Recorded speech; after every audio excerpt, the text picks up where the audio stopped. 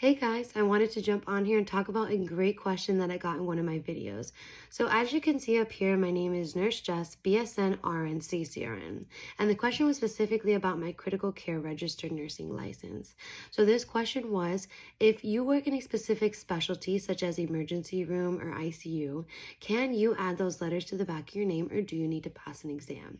Now, I get this question a lot, so it's very common and it's okay if you don't know. Let me break it down for you. Now let's look back at my name up here. So my BSN stands for my Bachelor's of Science in Nursing that I received from my university. Now I can't put RN on the back of my name until I have passed my NCLEX. Remember, the NCLEX is an exam given by the Governmental Board of Nursing. And if you pass this exam, it deems you as a safe novice nurse.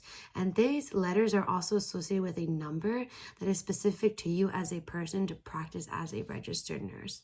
And CCRN kind of has the same concept.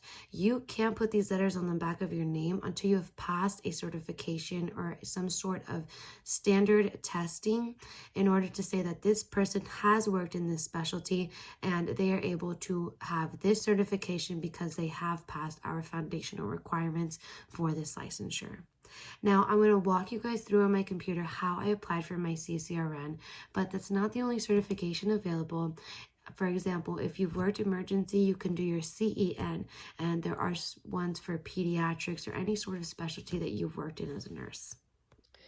When I applied for my CCRN, I came to American Association of Critical Care Nurses.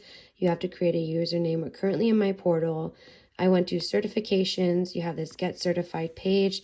And then if you scroll down, you can see that critical care license is based off of population or who you've worked with. So I worked with adults, but if you've worked peds or neonatal, you can also get those licensures.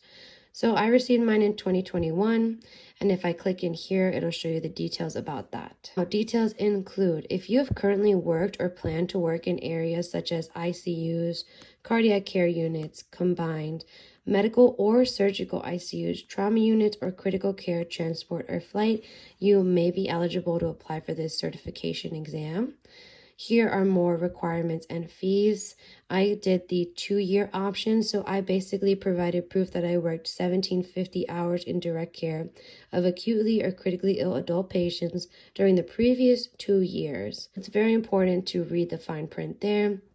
When I applied, I did have to put a coworker or a manager that could verify the proof that yes, this was me and I have worked these hours.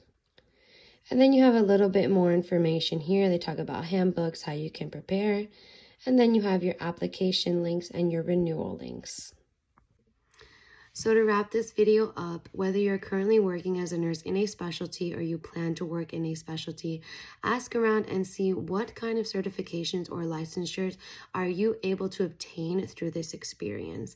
And I personally learned about it when I was working in my surgical ICU job. And if you got your CCRN degree, you would get a bonus.